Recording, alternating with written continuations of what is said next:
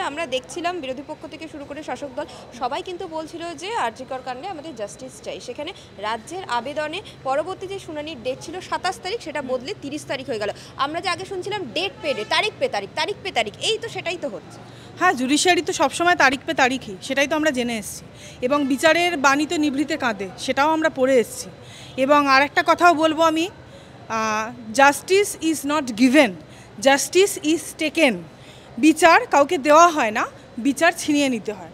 এই ক্ষেত্রে যে মৃতা মেয়েটি, যে অলরেডি মৃতা, যে এতটা খুব খারাপ কন্ডিশনের মধ্যে দিয়ে মারা গেছে, সে কিভাবে জাস্টিসটা ছিনিয়ে আনবে বলতে পারো? যদি জাস্টিসটা ছিনিয়ে আনতেও চায় সে এবং তার পরিবার, তাহলে সেই ক্ষেত্রে যে এভিডেন্সগুলো ট্যাম্পার করে দিয়েছে, তার পরিবারও যদি মনে করে বা পরিবারের কেউ যে না আমরা শেষ পর্যন্ত যাব বা লড়বো, যে এভিডেন্সটা যে প্রশাসন মানে পুরোপুরি রিমুভ করে দিয়েছে, যে প্রশাসন নষ্ট করে দিয়েছে, একটি মেয়েকে নির্যাতিতা করে তার সঙ্গে তাকে খুন করে তার সেকেন্ড পোস্টমর্টেম পর্যন্ত হতে দেয়নি, তাহলে সেই সরকারের থেকে শোনো, অ্যাডমিনিস্ট্রেশন যেটা না, অ্যাডমিনিস্ট্রেশন, জুডিশিয়ারি, এইগুলো সব এককভাবে কাজ করবে। এখানে কোনো এককভাবে কাজের জায়গা নেই, সব কিছু কানেক্টেড। এগুলো সেট আপ ক্রাইম হচ্ছে। অ্যাডমিনিস্ট্রেশন যেটা আছে, ধরো তার সঙ্গেও মানে এই কথাগুলো হয়তো আমার এই জন্য বলা উচিত নয়, কিন্তু কিছু কথা আসলেই অনেক বেশি আগেই বলা উচিত, যতদিন না পর্যন্ত আমাদের বিপদটা আমাদের ঘরের মধ্যে ঢুকে পড়ে। মানে এই যে ধরো তুমি আমি দাঁড়িয়ে আছি এখানে, দাঁড়িয়ে কথা বলছি, আমরাও কিন্তু জানি না যে আমরা আদৌ সেফ কিনা, মানে আমরা আদৌ নিরাপদ কিনা কোনোভাবে। কেন? তার কারণ এই আমরা এই টপিকটা নিয়ে আমরা দুজন আলোচনা করছি বলেও কিন্তু আমরা টার্গেটেড হচ্ছি কারোর চোখে, যাদেরকে ডেফিনেটলি আমরা এই মুহূর্তে দাঁড়িয়ে চোখে দেখতে পাচ্ছি না, বাট তারা আমাদের নোটিস করছে এবং তারা আমাদের প্রাণহানির আশঙ্কা সবসময় করছে। তো সেই ক্ষেত্রে দাঁড়িয়ে তুমি যেটা বললে যে রাজ্য সরকারের আবেদনের ডেটটা বদল হয়েছে, আমি সত্যি তোমার থেকেই জানলাম যে 27টা 30-এ আবার ডেফার করেছে। আমি জানতাম 27 তারিখেই লাস্ট ডেট। এটাতে শুনে আমি মর্মাহত। এবং যেখানে আমাদের ডিএ মামলা থেকে শুরু করে তুমি যদি বলো এসএসসি মামলা, সব মামলাগুলোই তারিখ পে তারিখ হয়েছে। এবং আমরা সিবিআই ইন্টারভেনশন করার পরেও আমরা দেখতে পাচ্ছি যে সেইভাবে আমরা রিপোর্ট যা দিচ্ছেন এবং কাজে মোদ্দা কথা আসামিরা বেরিয়ে যাচ্ছে, কোনো মামলাই প্রমাণ করা যাচ্ছে না। এই যে আইন, এটা খুব জটিল একটা জায়গা। এই জায়গাটার মধ্যে দিয়ে যারা যায়, রেগুলার যারা চর্চা করে, রেগুলার প্র্যাকটিসিং লয়াররা, তারা এটা জানে। এবং আইনটা আছেই হচ্ছে আমাদের অ্যাকিউজদেরকে বাঁচানোর জন্য। এটা আমি তোমাকে বলছি, আইনের যেটা কথা যে 100 জন অপরাধীকে যদি ছেড়ে দিতে হয় একজন নিরপরাধীকে বাঁচানোর জন্য, তাহলে 100 জন অপরাধীকে ছেড়ে দেওয়া হোক। এটা ভারতবর্ষের আইন ব্যবস্থা। আমি এটা যদি বলি বিরুদ্ধে, আমি যদি তোমাকে বলি যে এটার আমি বিরুদ্ধে, আমার কথায় কি কিছু হবে? আমার কি সেই পাওয়ারটা আছে? যদি আমার হাতে পাওয়ার থাকতো, যদি কোনোদিনও আমার হাতে সেই পাওয়ার আসে, আমি অবশ্যই সেই জায়গাটা দেখব। কিন্তু এই মুহূর্তে আমার হাতে পাওয়ার নেই। এই যে জুডিশিয়ারি এবং এক্সিকিউটিভ, এরা যে এইভাবে সেটিংটা করছে, অবশ্যই এখানে সেটিং হচ্ছে। এবং আমরা যা ব্যাপার, ভেতরের ব্যাপার, কত কোটি টাকা ট্রানজ্যাকশনের মাধ্যমে, কত টাকা দুর্নীতির মাধ্যমে এইগুলো হয়, সেগুলো আমরা জানি। এবং তুমি যেটা বলছো রাজ্য সরকারের আবেদনে, যে রাজ্য সরকার একটি মেয়েকে এইরকমভাবে, একটি পরিবারকে অন্ধকারের দিকে পুরোপুরি ঠেলে দিল, নিঃশেষ করে দিল, সেই রাজ্য সরকারের আবেদনে ডেটটা ডেফার করা কি সত্যিই উচিত ছিল? উচিত তো ছিল না, তবু ডেফার হলো। কি বলবো আমি, এটা যদি একজন বলো সংবিধানের ছাত্রী হিসাবে, আইনটা পড়েছি আইনের ছাত্রী হিসাবে, আমি এই আইন ব্যবস্থা দেখে আমি আইনটা পড়তে আসিনি। আমার বাবার অনেক ইচ্ছা, শখ, স্বপ্ন পূরণ করার জন্য আইনটা পড়েছি। আইনটা কোনোদিনই আমার প্রিয় প্রফেশন বা আমি কোনোদিনই আইনজ্ঞ হতে চাইনি। এই কারণেই চাইনি, তার কারণ আমি জানি আমার ক্লায়েন্ট যখন আমার কাছে কাঁদতে আসে, বা আমার প্রচুর পক্সো ভিকটিম বা নির্যাতিতা, আমি জানি আলটিমেটলি ওই এভিডেন্সের জায়গাটা ঘাপলাবাজি করে এরা ঢেকে দেবে। এবং এগুলো সেই কামদুনি কেসের মতন বলো বা এরকম আরও ধর্ষণ কেসের মতন এইগুলো চাপা পড়ে যাবে, কোনো বিচার আমরা পাবো না। এবং তুমি এটা দেখতে পারবে, এইটা হয়তো চলবে আরও 3 বছর, 4 বছর, 5 বছর, 7 বছর, জানি না, তখন তোমার আমার বয়সটাও অনেকটাই বেড়ে যাবে।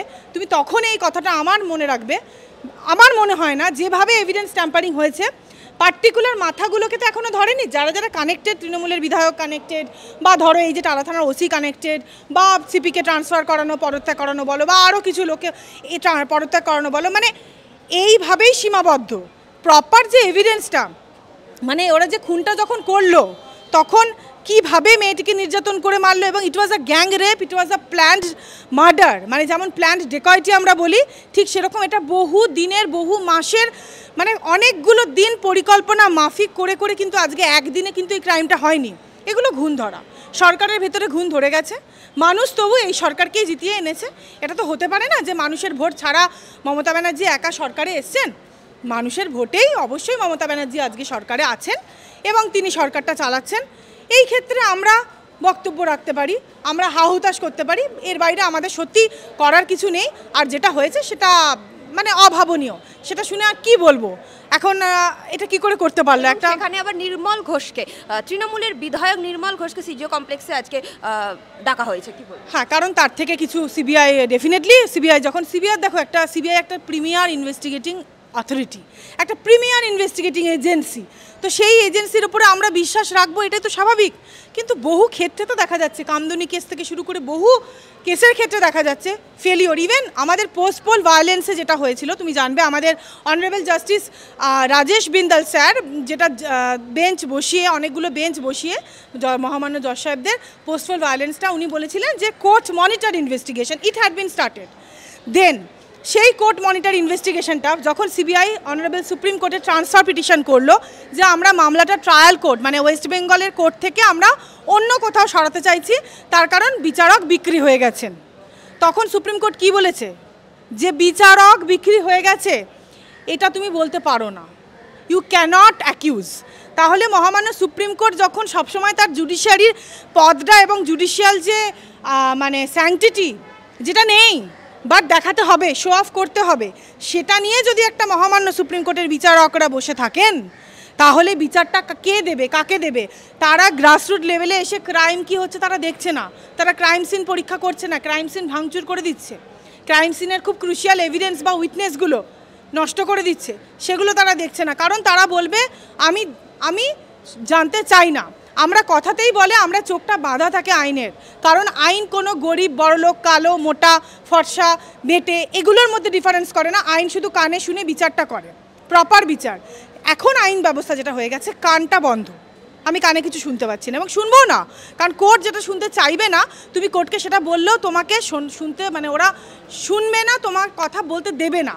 চোখে হচ্ছে শুধু বিচার, কে বড়লোক কে ধনী, কার পাওয়ার বেশি, কার জন্য আমি কাজ করলে আমি আরেকটু অগ্রগতি করতে পারবো, কার জন্য আমি কাজ করলে আমার পরিবার মানে মহামান্য যারা বড় বড় লোকজন আছেন তাদের পরিবার কিছু বেনিফিটের জায়গায় চলে যাবে। এইভাবে আমাদের বিচার ব্যবস্থাটা চলছে। কিন্তু আমি যে এই কথাগুলো বলছি এইটা বলার ক্ষমতা সবার নেই।